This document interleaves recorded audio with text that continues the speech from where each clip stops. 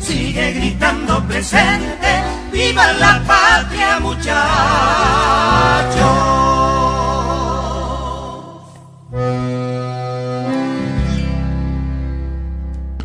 Hola, ¿qué tal? Muy buenas tardes. La idea es volver a acompañarlo en este día sábado por esta sintonía, donde nosotros vamos a presentarnos como siempre a través de nuestro programa Héroes de Vigilia, un programa del Centro de Soldados Combatientes de Malvinas, para acercarle todas las novedades de funcionamiento del Policonsultorio SESEN, así también la participación activa social del Centro de Combatientes. En este caso, en este día sábado nos vamos a contar con la presencia del presidente del Centro de Soldados Combatientes de Malvinas.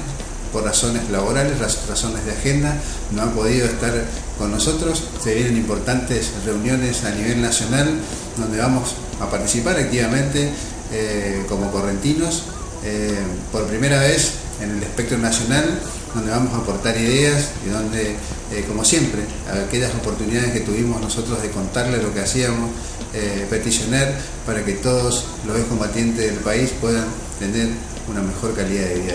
En ese sentido también trabajamos en el Policonsultorio SESEN, en Ituzaingó 1238 de la ciudad de Corrientes Capital. Tenemos muchos profesionales, cerca de 22 que están trabajando con nosotros, pero hoy vamos a presentarles a dos. Creemos que, como siempre, aportamos un granito para que ustedes puedan entender muchas cosas que por ahí a las personas comunes, a las personas normales, se nos pueden llegar a escapar. Hoy va a estar el doctor Jorge Gustavo Romero Valdés, especialista en psiquiatría, que va a hablar de un tema muy pero muy importante: el alcoholismo en la familia.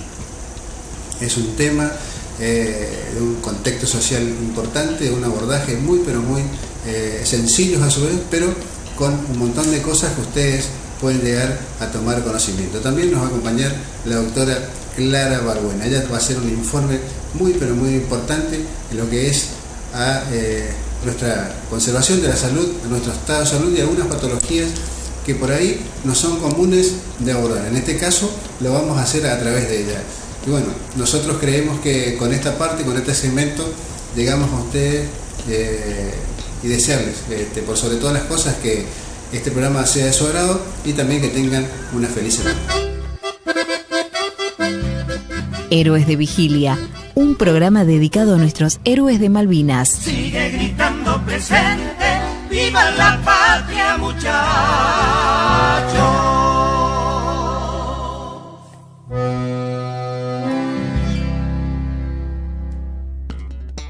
Hoy nos acompaña el doctor Jorge Gustavo Romero Valdés. Él es especialidad psiquiatra. Doctor, ¿cómo le va? Buenas tardes. ¿Qué tal, Rubén? Muy buenas tardes. Un gusto estar acá con vos. Es la verdad, no es la primera vez que grabamos, es la primera vez que va a salir.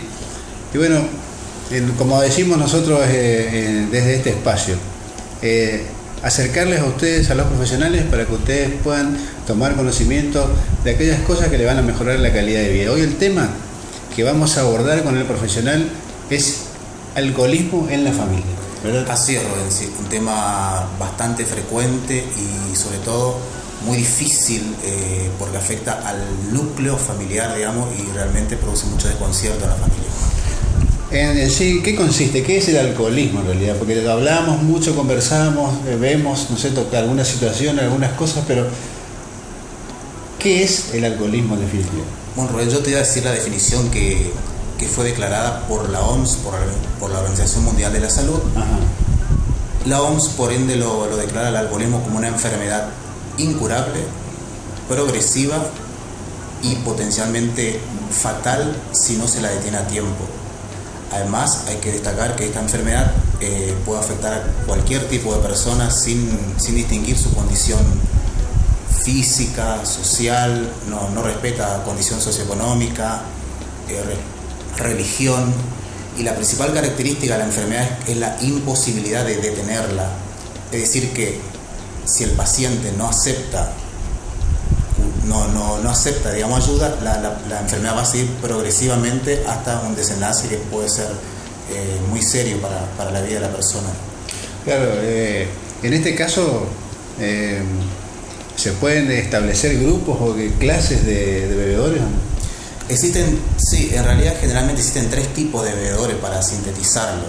Tenemos, por ejemplo, el bebedor no problema, el bebedor problema o abusador, y después está el dependiente o alcohólico propiamente dicho. Con respecto al bebedor no problema, es la persona que bebe responsablemente el alcohol, es la persona que no tiene contraindicado el consumo de alcohol.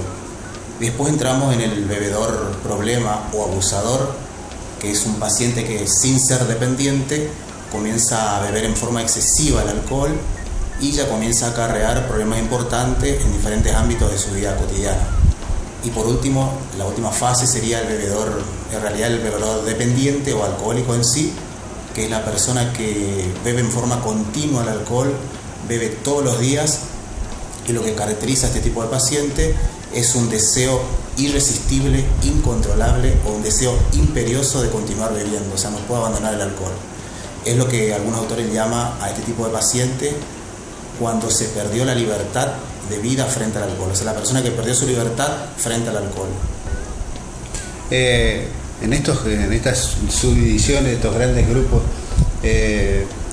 ¿cuándo el alcohol comienza a ser un problema? O sea, para esos grandes grupos. Bien, hay señales de alarma que tenemos que saber toda la población cuando el alcohol comienza a ser un problema en el seno familiar. Por ejemplo, una de las señales de alarma es cuando la persona comienza a beber cada vez más alcohol, es lo que popularmente se conoce con el término de aguante. Es decir, la persona comienza a beber más alcohol para obtener los mismos efectos que en los estadios iniciales de la enfermedad. Esto se debe porque el organismo de la persona desarrolla un mecanismo que se llama tolerancia. Este mecanismo a nivel de la neurobiología lo permite a la persona beber más alcohol sin que note los efectos de la embriaguez. Esa es una señal de alarma muy importante porque es uno de los primeros indicios de la enfermedad. Otra señal de alarma de cuando el alcohol comienza a ser un problema sería cuando la persona desarrolla síntomas de abstinencia. ¿En qué consiste esto? Bueno, cuando la persona mantiene un cierto ritmo de consumo y por algún motivo comienza a disminuir la frecuencia de consumo o lo interrumpe el consumo, en ese momento la persona empieza a experimentar una serie de malestares a nivel físico, psicológico. Los más característicos es el temblor de las manos, pueden aparecer náuseas, episodios de irritabilidad, impaciencia, alteraciones del sueño. Son todos lo que conforman el síntoma de abstinencia o síndrome de abstinencia, que estos síndromes o este síndrome desaparece cuando la persona vuelve a tomar alcohol.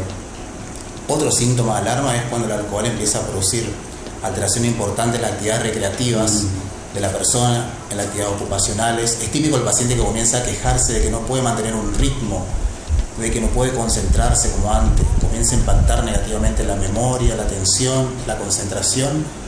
Y otra cosa muy seria es que empiezan a aparecer conflictos en las relaciones interpersonales de la persona con alcohol.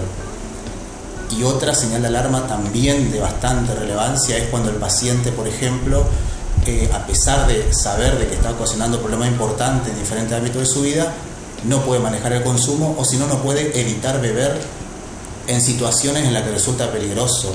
Por ejemplo, cuando se va a manejar un vehículo, conducir maquinaria importante, o cuando el paciente presenta un contexto clínico que contraindique rotundamente la bebida. Por ejemplo, una paciente embarazada no puede manejar el consumo, sigue bebiendo, o un paciente que presenta una enfermedad hepática grave, o una enfermedad gástrica, o una depresión, que son enfermedades que empeoran con el consumo, el paciente no puede manejarlo.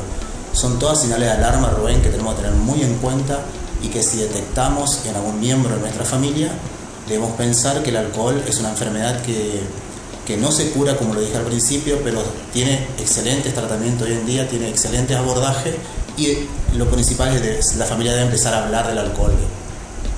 Exactamente, pero en este caso hablamos de los grupos, hablamos de cómo afecta progresivamente al paciente el alcohol y cómo se da cuenta el grupo familiar que se instala precisamente en ese grupo el alcohol. Bueno, ahí ya estaríamos en una etapa mucho más avanzada. Son los síntomas o señales que indican que el alcohol ya se asentó, ya permanece en un hogar. Por ejemplo, en esta etapa se dan movimientos o momentos de mucha confusión, desorientación ante el problema, típico que nadie en la familia sabe qué hacer, nadie sabe cómo actuar. en ocasiones inconscientemente por ahí se llega a justificar o a encubrir o a asumir roles de la persona que tiene problemas con alcohol. Esto hay que tener en cuenta para no realizarlo, porque de otra manera estaríamos impidiendo que la persona tome conciencia de las consecuencias del alcoholismo. Bien, otra señal de que el alcohol ya está instalado en un hogar, por ejemplo, cuando aparecen momentos de mucha tensión y estrés, cada vez son más las discusiones, las agresiones, reproches mutuos, pase de facturas en forma de maltratos emocionales. Otra señal a tener en cuenta es cuando va impactando negativamente, como decía, en la actividad cotidiana del paciente y de la familia. En realidad es una situación bastante seria que se da en esta etapa del alcohol, que realmente nadie puede manejarlo. Y una señal muy importante a tener en cuenta es que comienzan a aparecer problemas de comunicación en la familia, Rubén. Es típico que la familia por ahí lo adopte el pensamiento de que no quiere ventilar el secreto de la familia. Y si adoptamos esta actitud, Rubén, realmente no nos vamos a colocar en una posición como para solicitar una ayuda adecuada tanto a familiares, amistades o a los profesionales, digamos, de la psiquiatría o de la psicología. Por ahí, para ir cerrando el comentario que dice la gente, el común de la gente, ¿no? Dice que el alcoholismo tiene dos etapas, una etapa de alegría y después la etapa de la tristeza. Totalmente, es muy cierto eso, Rubén, en la práctica se ve mucho, los episodios de embriaguez, el paciente cuando está entrando en la embriaguez se siente alegre, lo disfruta, vive a pleno el momento, pero cuando va avanzando el episodio de intoxicación, como te dije, empieza a impactar en la memoria y ya no recuerda más, solamente recuerda por ahí los momentos de alegría, de bienestar cuando empezaba el consumo. Y después los momentos lamentablemente desagradables, eso no lo recuerda. Y la clave es que el paciente tome conciencia de esos momentos, no solamente la alegría, sino también los momentos desagradables, como te digo. Exactamente, sí. Ha estado con nosotros el doctor Jorge Gustavo Romero Valdés, el psiquiatra, atiende los días jueves en el policonsultorio SACEM, en turno de la mañana, desde las 8:30 de la mañana hasta las 11:30 aproximadamente, así que todos aquellos que se hayan interiorizado por este artículo, por supuesto que aborda otros temas también en su faceta profesional, pero nosotros queríamos llegar con este pequeño informe, pero a su vez muy importante, porque es algo que a la sociedad hoy por hoy la está afectando y mucho. Es un tema muy serio que no hay que tomarlo con pinzas, sino abordarlo y, como dice el profesional, es algo de por vida. Así que nosotros, como siempre, acercándoles a todos ustedes este espacio para mejorar la calidad de vida, que es nuestra costumbre y nuestra idea. Muchísimas gracias, doctor, por acompañarnos. Gracias, Rubén, a vos. Una nutrida agenda va a tener el presidente del Centro de Soldados Combatientes de Malvinas en la ciudad de Buenos Aires. Son 2 días que va a trabajar activamente con todo lo que hace al funcionamiento y llevar contención y bienestar al excombatiente. El día 15 de febrero la reunión está previsto en el Centro de Salud, precisamente, que va a trabajar con los excombatientes a nivel nacional. El mismo día 15 a las 19 horas el Ministerio de Defensa, también cosas muy importantes. Ustedes saben que al espectro de excombatientes esto es algo que no hemos tenido la oportunidad en otros tiempos de poder abordar. El Ministerio de Defensa es donde se emiten los certificados de excombatientes, así como también otras cuestiones que se están tramitando que son muy importantes allí. También en el día siguiente, o sea el día martes, el día 16 de febrero a las 10 horas, la reunión en Derechos Humanos. También es un lugar donde a nosotros nos interesa ingresar, interiorizarnos y ver cuál es el abordaje que va a tener a nivel nacional esta área, que en otros momentos ha sido para nosotros un poco como de tabú. A las 11 de la mañana van a tener una reunión con Federico Lorenz en Callao y Rivadavia. A las 13 horas del mismo día, reunión en el edificio de PAMI, en la obra social a nivel nacional. Y a las 16 horas de vuelta van a estar reunidos con el Ministerio del Interior. O sea, esto es todo lo que van a trabajar a nivel nacional con la Confederación, este grupo de personas que se ha venido conformando a través de distintas problemáticas, donde nosotros habíamos hablado que la Comisión Nacional de Excombatientes, que funciona precisamente en Buenos Aires, merecía un cambio, porque en 10 años de gobierno no han aportado absolutamente nada a lo que es a la mejorarle la calidad de vida a los excombatientes. Tampoco han aportado muchas otras cosas que nosotros creemos que son muy importantes y que estamos tramitando: el retiro de la ley anticipada de jubilación anticipada, el reconocimiento histórico, y también poder, a través de los mecanismos democráticos, o sea, a través del voto, poder elegir a nuestros representantes, precisamente para que se modifique o se conforme con nuevas personas lo que es la Comisión Nacional de Excombatientes. Esto es lo que va a tramitar el presidente del Centro de Excombatientes de Corrientes a nivel nacional, por única vez, con un grupo de personas que también afines, con las mismas ideas y con los mismos deseos para mejorarnos a todos la calidad de vida. Consejo Médico Policonsultorios CESSEM. Segundo bloque de presentación de profesionales y aquellas cuestiones que nos interesan a todos para mejorar la calidad de vida de todos ustedes, quienes nos ven y nos escuchan a través de esta sintonía. Estamos con la doctora Clara Balbuena, ella es médica clínica. Doctora, ¿cómo le va? Buenas tardes. Hola, ¿cómo está? Bueno, hoy básicamente nos juntamos para charlar de un tema que es altamente frecuente en la práctica clínica, que es la enfermedad por reflujo gastroesofágico, o también conocida como ERGE. Como le dije, es un trastorno que es muy frecuente, se presenta casi en el 20% de la población, la cual se documentó que al menos presenta una vez por semana algún episodio de reflujo. Esta patología consiste en el paso del contenido gástrico hacia el esófago por una alteración en los mecanismos de defensa a ese nivel. Es importante aclarar que el reflujo puede estar incluso presente en los individuos sanos, pero la diferencia está en que en condiciones normales el reflujo se va a presentar en episodios que son esporádicos, y el contacto ácido del contenido gástrico con el esófago se da por periodos que son muy cortos y manteniendo siempre la indemnidad de la mucosa esofágica. Las causas que la pueden generar son múltiples, pero la más estudiada y la más importante es una alteración que se da a nivel del esfínter esofágico inferior. Esto es un anillo muscular que se encuentra en la parte inferior del esófago, cercano a la unión con el estómago, cuya función principalmente es la de contraerse y de esa manera evitar que el contenido del estómago vuelva hacia el esófago. ¿Qué pasa? Cuando este anillo pierde su presión, disminuye, la presión de relajación, se relaja y de esa manera da lugar al reflujo, dejando pasar, el contenido del estómago hacia el esófago.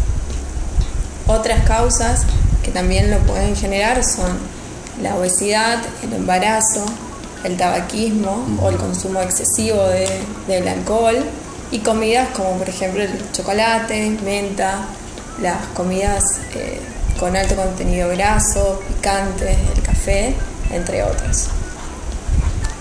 Básicamente los síntomas que nosotros vemos a diario son la pirosis, que es lo que el paciente generalmente refiere como un ardor que se presenta en la boca del estómago y que asciende hacia el esófago. Y la regurgitación, que es el ascenso justamente de un material generalmente amargo, también desde el estómago hacia el esófago, e incluso en muchos casos ese contenido también puede llegar hacia la boca. Estos dos síntomas son los que nosotros denominamos típicos dentro de la enfermedad por reflujo gastroesofágico. Los atípicos son todos aquellos que comprometen otros sistemas dentro del cuerpo, como ser el compromiso de las vías respiratorias, con cuadros como ser las laringitis a repetición, las presencias de neumonías aspirativas, la disfonía, el asma, la tos crónica, y otros síntomas como por ejemplo la disfagia, que es la dificultad para poder tragar, o la odinofagia, que es el dolor durante la deglución, pudiendo presentar en algunos casos también pérdida de peso. Para poder hacer el diagnóstico de esta enfermedad, nosotros siempre nos vamos a valer del interrogatorio que realicemos al paciente y todos los datos que vamos recaudando durante ese interrogatorio y al realizar la historia clínica. Es decir, el diagnóstico es clínico. La presencia de estos síntomas que mencionábamos anteriormente, que son la pirosis y la regurgitación, nos dan a nosotros un indicio de que es altamente elevada la posibilidad de que esa persona tenga esta patología, sin necesidad de tener que realizar ningún otro estudio y pudiendo ya en algunos casos iniciar un tratamiento.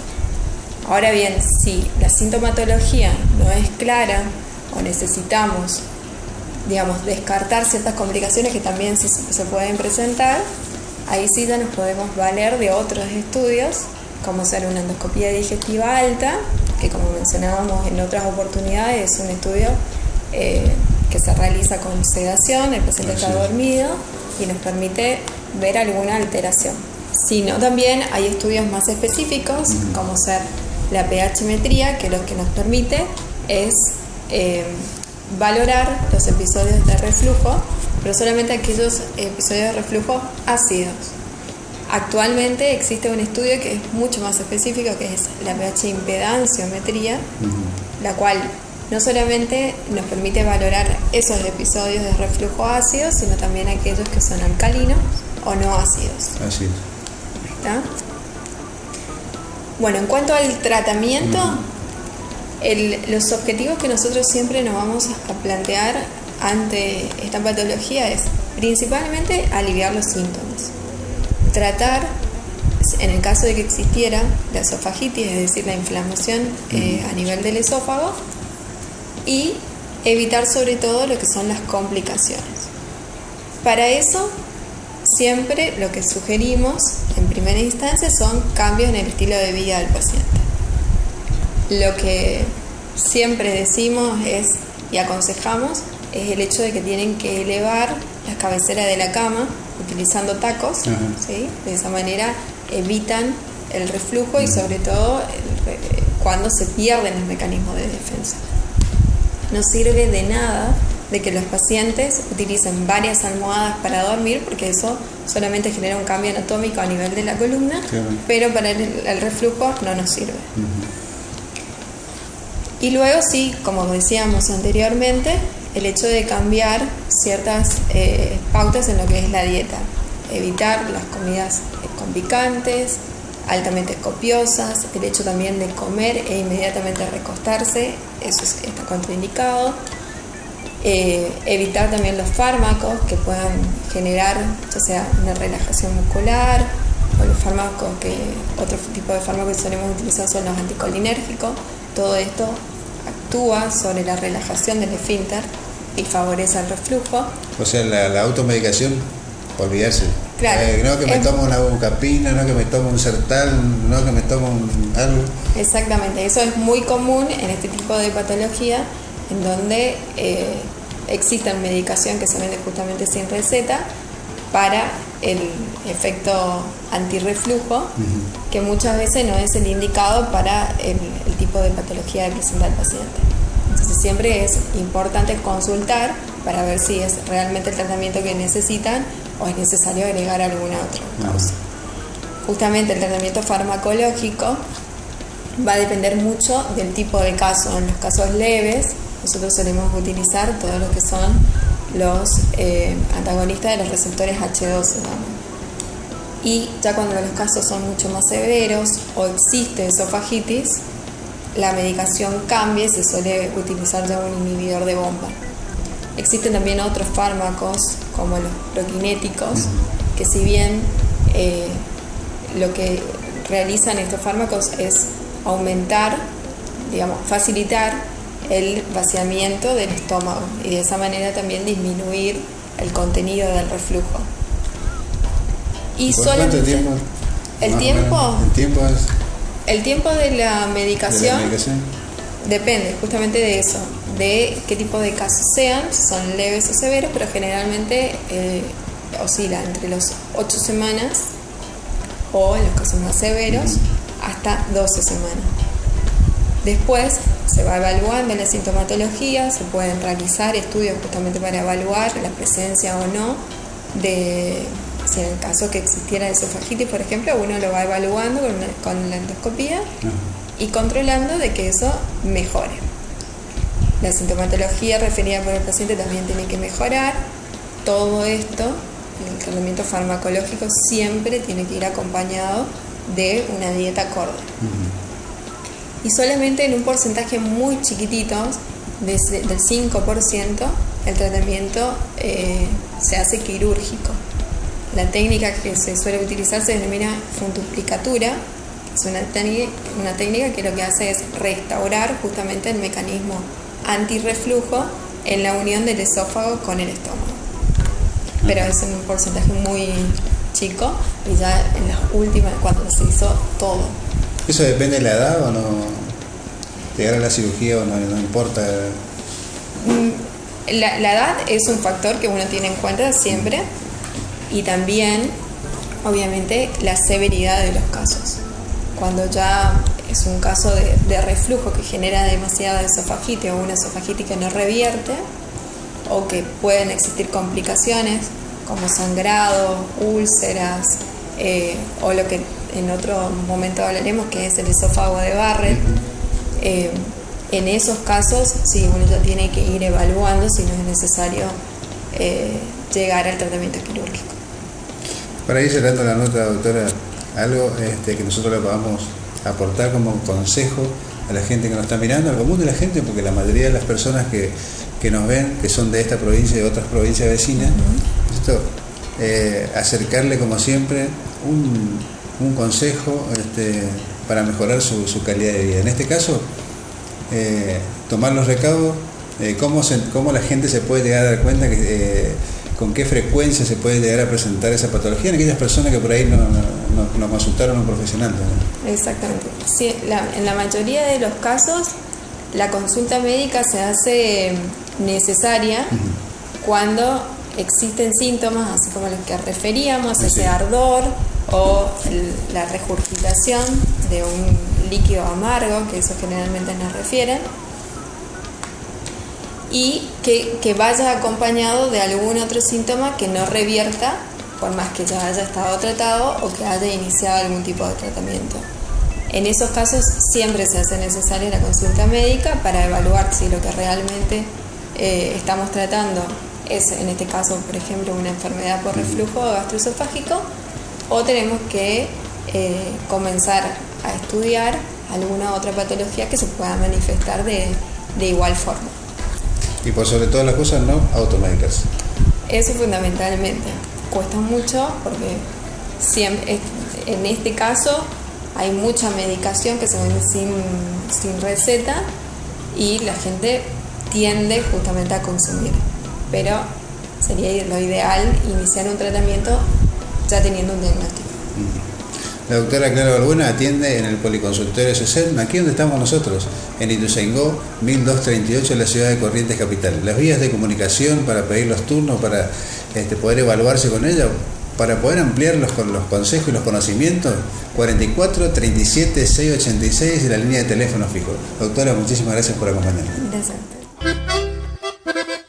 Llegamos al final de una edición más de Héroes de Vigilia. Esperamos haya sido de su agrado. Idea: José Galván. Conducción y producción: Rubén Veloso. Administrador y tesorero de Policonsultorios SESEM. Nos despedimos hasta el próximo programa por este mismo canal. Sigue gritando presente, ¡viva la patria, muchachos! Héroes de Vigilia, un programa dedicado a nuestros héroes de Malvinas.